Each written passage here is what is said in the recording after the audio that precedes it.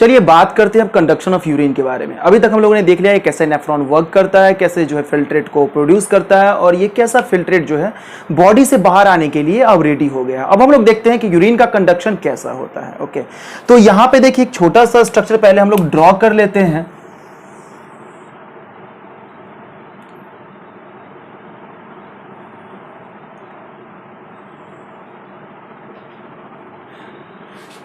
एक छोटा सा स्ट्रक्चर मैंने यहाँ पे ड्रॉ कर लिया है। अब क्या है इस वाले पार्ट में आप लोग देख सकते हैं क्या कि ये जो इसका हाफ पार्ट है, जैसा कि मैंने बताया भी था, ये क्या है अपर वाला पार्ट जो होता है जो इंटरनली है, अभी जो इंटरनल अंदर की तरफ जो पार्ट दिख रहा है, यानी इस वाले पार्ट के बारे में बात कर रहा हूँ, ये अपना दिखता है, ये इसको हम कॉर्टेक्स बोलते हैं। ये इंटरनल पार्ट है, कॉर्टेक्स दिखता है। जो आउटर पार्ट है, ये वाला जो पार्ट है, इसको हम लोग मेडुला बोलते हैं। ठीक है, मेडुला बोलते हैं।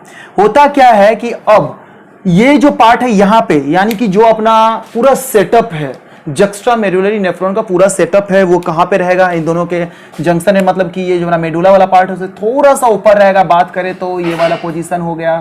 ठीक है, इससे होते हुए जो है बाहर की तरफ जो है सो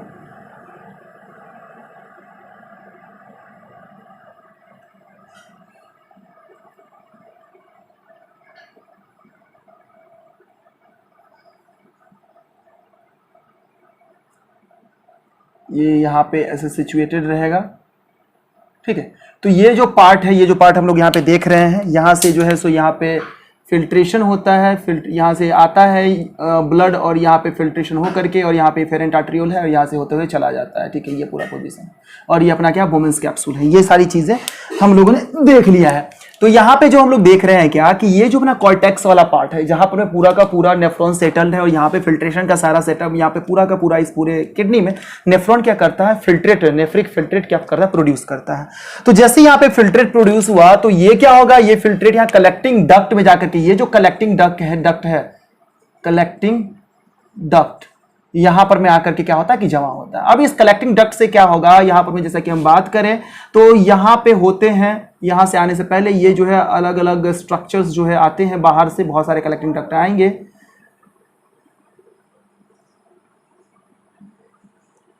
और ये जो है बहुत सारे कलेक्टिंग डक्ट क्या होता है कि एक स्ट्रक्चर्स में जो है आ जाते हैं, जिसका नाम है, इसको बोलते हैं duct of Bellini, duct of Bellini. यानी कि जो बहुत सारे कलेक्टिंग डक्ट, अब बहुत सारे नेफ्रॉन है तो बहुत सारे कलेक्टिंग डक्ट हो गए ना, तो सबसे क्या होता है कि यूरिन एक जगह जमा होता है और आता है कहां पर में, डक्ट ऑफ बेलिनी में, जो कि कॉमन अपना स्ट्रक्चर है, वहां पर में आकर के जमा होता है डक्ट ऑफ बेलिनी में। अब डक्ट ऑफ बेलिनी भी बहुत ज्यादा होगा। अब डक्ट ऑफ बेलिनी से कहां पे जाता है, तो डक्ट ऑफ बेलिनी से हम लोग बात करेंगे तो यहाँ पे होते हैं पिरामिड लाइक स्ट्रक्चर होते हैं ना, जैसे कि मैंने बताया था, ये पिरामिड लाइक स्ट्रक्चर होते हैं, रीनल पिरामिड जिसको बोला जाता है, ये पिरामिड लाइक स्ट्रक्चर होते हैं। ये ऐसे ऐसे अपने यूरिन में पूरे के पूरे बात करेंगे तो यहाँ पे पिरामिड लाइक स्ट्रक्चर होते हैं, ये पिरामिड लाइक स्ट्रक्चर हो गए। तो ये जो पिरामिड लाइक स्ट्रक्चर है जिसके बारे में हम लोग बात कर रहे हैं, तो ये क्या होता है कि ये निकल के आता है, ये पिरामिड, मेडुलरी पिरामिड में आता है। ये आएगा अब कहां पर में, ये अपना मेडुलरी पिरामिड हो गया, मेडुलरी पिरामिड। अब मेडुलरी पिरामिड से क्या होगा, छोटे छोटे छोटे छोटे पाइप लाइक स्ट्रक्चर यहां से भी निकलते हैं, यहां से भी निकलते हैं, यहां से भी निकलते हैं, और सबके सब ये जो पाइप लाइक स्ट्रक्चर है यहां पर में ये ओपनिंग होगा।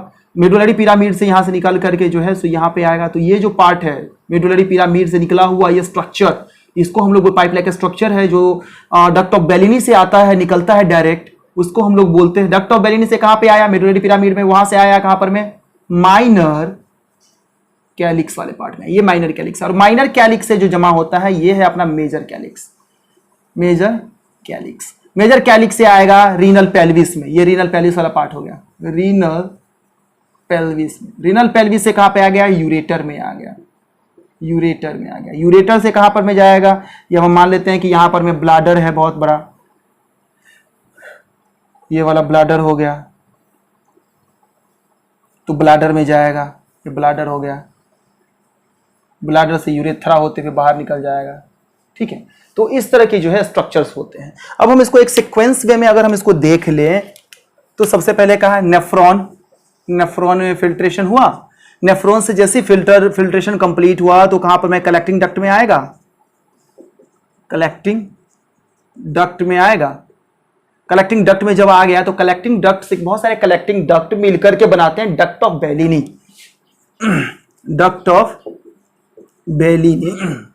डक्ट ऑफ बेलिनी बहुत सारे मिलेंगे, तो आकर के ओपन होते हैं ये रीनल पिरामिड में, रीनल पिरामिड में, या इसको मेडुलरी पिरामिड ही बोला जाता है, वहां पर ओपन होते हैं। अब ये रीनल पिरामिड कहां पे ओपन होता है, ये होता है माइनर कैलिक्स में ओपन होते हैं। माइनर कैलिक्स में क्योंकि रीनल पिरामिड बहुत सारे होंगे तो उनका जो पाइप लाइक छोटे छोटे ट्यूब लाइक स्ट्रक्चर होता है, बहुत पतले पतले होते हैं, तो वो सबके सब जमा होते हैं, यूरिन वहां के थ्रू से निकलता है।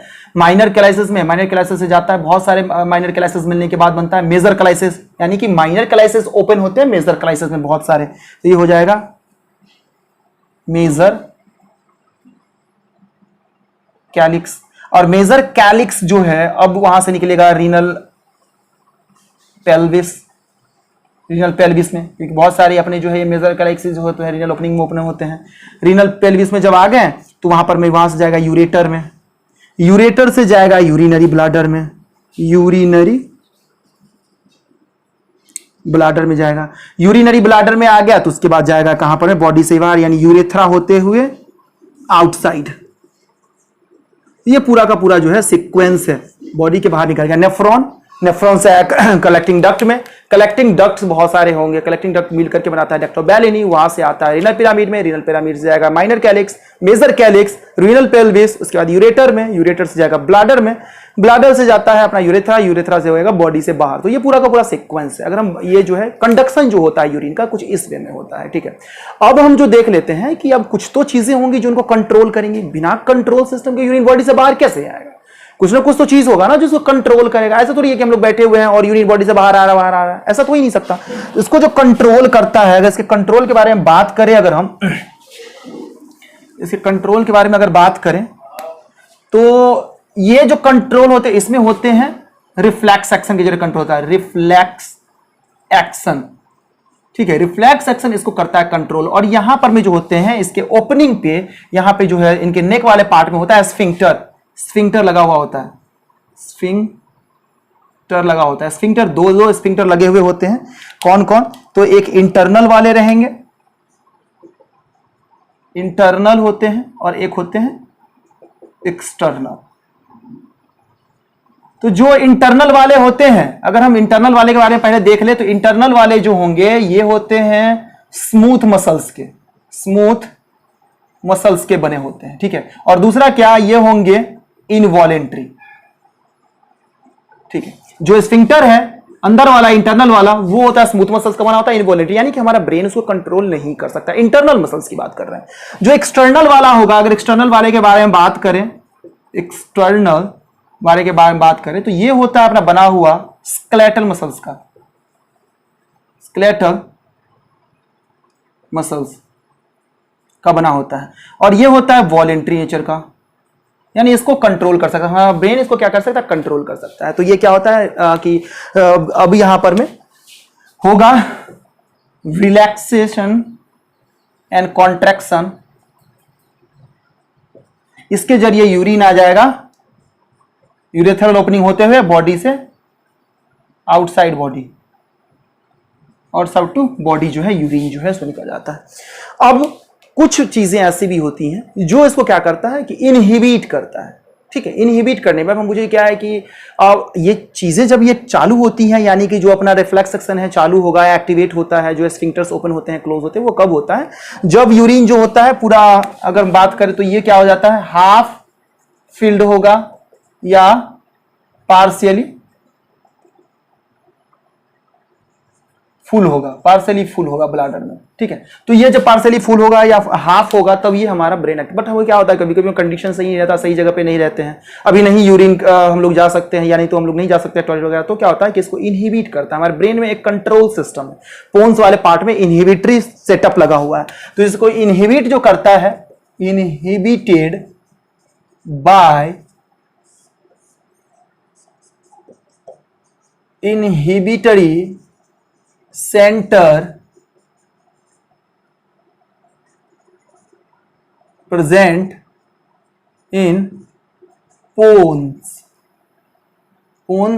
of brain, ब्रेन का जो पार्ट होता है उसमें जो है ये पोन्स एक पोजीशन है ब्रेन में, वहां पे क्या होता है, कंट्रोल सिस्टम है, यानी इनहिबिटरी कंट्रोल सिस्टम है जो कंट्रोल करके रखता है, ठीक है, इनहिबिट करता है, यूरिनेशन को रोकता है। तो ये सब सारा का सारा पूरा देख लिया हम लोगों ने कि जो पूरा सेटअप है, जो यूरिन को बाहर निकालने का जो पूरा का पूरा सेटअप है, वो सब सारी चीजें हम लोगों ने देख लिया कि